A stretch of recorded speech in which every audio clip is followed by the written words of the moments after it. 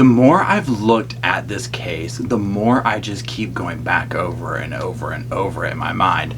So I wanted to come here today to kind of talk a little bit about an overview of the case, where things stand as of this recording, because I think a lot of stuff is really getting ready to pop off with this. So today we're talking about the missing case of Suzanne Morphew. Now let's just go over a few things to begin with. So Suzanne and Barry have been married since the 90s, so for quite some time.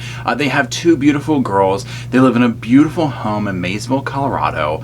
Barry's a landscaper. He does volunteer firefighting. Suzanne is a former English teacher, and she is also at the heart of this tragic case. She is missing. Now, her friends describe her as this really amazing woman.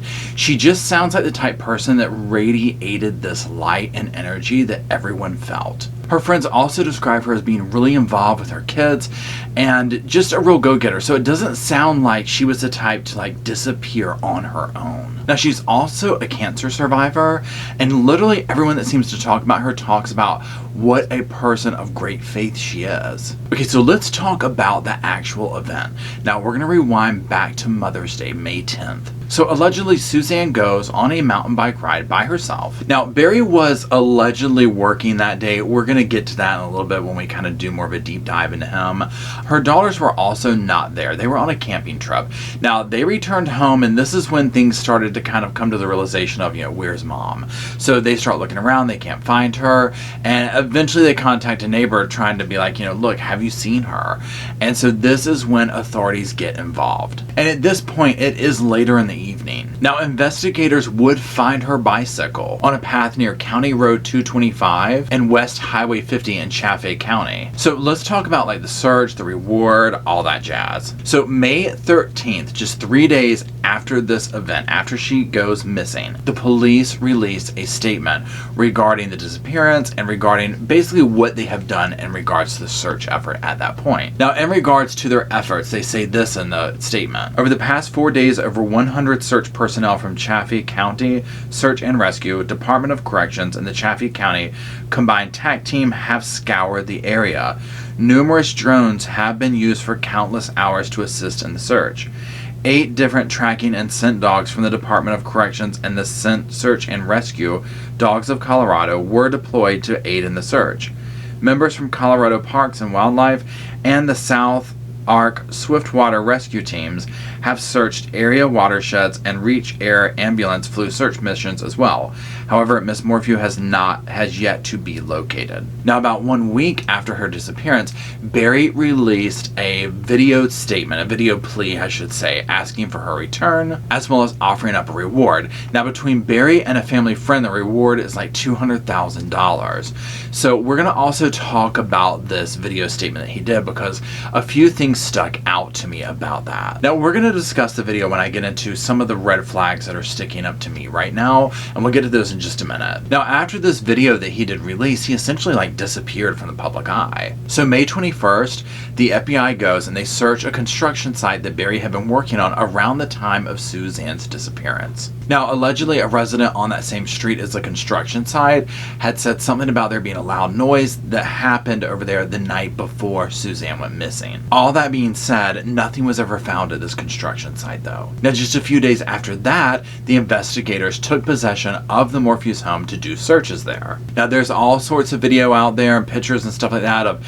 CSI photographers, evidence bags being carried in and out, all this type thing. And this really has our interest peaked. Now, May 28th, the house was handed back to the Morphews, and another search of the house did take place in July. So, y'all, let's talk about Barry Morphew now, because this, for me, is at the center of this situation. So he has recently kind of come out of hiding, if you will, and he did an interview with Lauren Scharf, and he actually did a couple of them with her. Now, one of them that he didn't want to be recorded, he didn't want to be on film, he didn't want any of that. Now, he said in this, he's like, look, the only reason I'm breaking my silence is to essentially come out and speak against the false allegations that are coming out about me from certain people.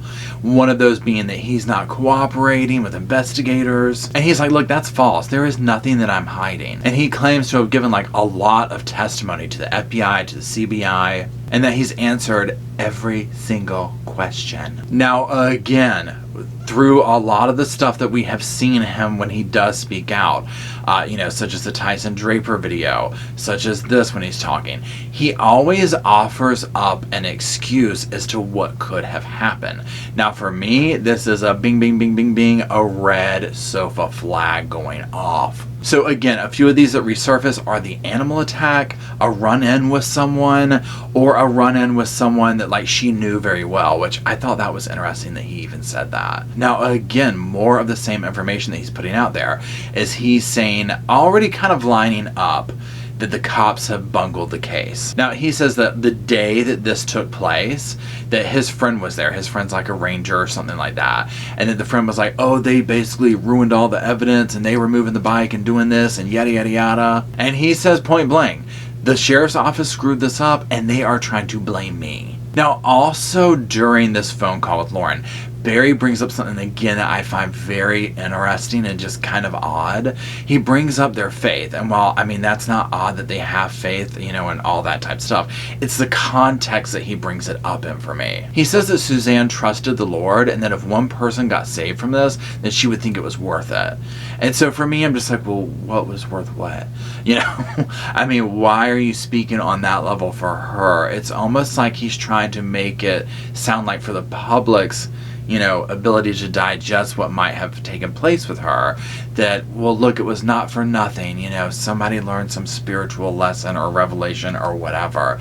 And it just doesn't set right with me. Now, after all that, he does tell Lauren, look, I have not given up the search. I have promised my girls, our priority is bringing home their mother, my wife. So we're going to revisit some of that stuff again, but let's talk for a second about what some others are saying, because this is, again, very central to, I think, the vibe that people are getting off of this case. One of Suzanne's family members is essentially coming out and they're saying just a bunch of a variety of things about Barry. They feel like he's tampering with the investigation. They feel like he's not cooperating. He's not taking polygraphs, so on and so forth. Now, this is the thing that Barry's saying, look, that's not true. And specifically, like about the polygraphs, Barry's saying, I've never been asked. Now, also of interest was the manager of a store nearby called Poncha Marker. Now, she basically said that Barry stopped by the store and gave her a piece of paper, asked to speak to her type situation that had a description of Suzanne on it. But she said the paper was just kind of scrawled down and it just had some really generic information on it. All it said was baby blue bike helmet and biker's clothing. So the manager's like, it's kind of weird that he didn't give me a physical description of her. And I'll have to agree with that. To me, it feels like someone who is doing the least amount that they can to be able to say that they did it. Now, y'all, let's talk for a second about the Tyson Draper video. Many of you have seen it. It's linked down in the description below, but I just want to make some comments on it. So here's the thing. So Tyson Draper, went out to Colorado to this area. He ends up meeting Barry, and Barry walks him basically down to the scene of the crime and is explaining stuff to him. Now, right away, Barry's like, turn the camera off, and Tyson's like, yeah, it's turned off. One thing that strikes me about this interview is that Barry doesn't seem to show much care or concern beyond him just saying, I've turned the camera off. There's no, well, let me see you turn it off. Let me see you put a lens on it. Let me see you do this. If he was truly that concerned as he is saying that he is. Now, Barry talks to Tyson in detail about the search. He's like, look, they've searched, a 200-mile radius. And again, this is where we hear about the mountain lion. And this is where it becomes very interesting to me, because watching this, Barry has an excuse for everything. He is already serving up many ideas of what could have happened to Suzanne. And the way he states that information is he's like, well, look, here's what happened. He's very confident about this.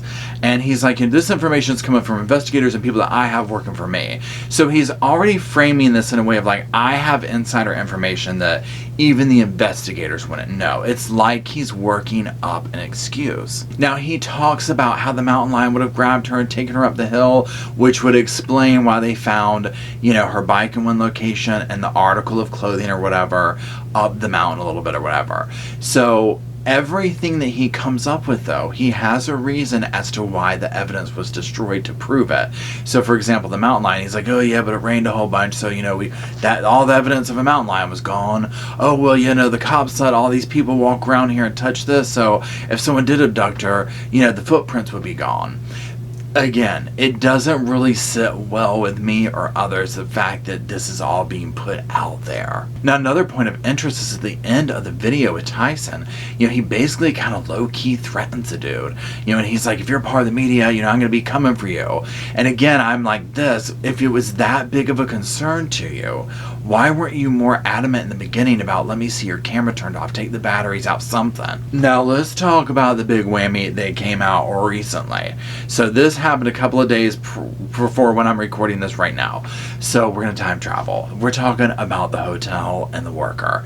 This is where I really started going down the rabbit hole on this recently, and I was like, oh my God, here we go. So May 9th, the day before Mother's Day, Suzanne goes missing.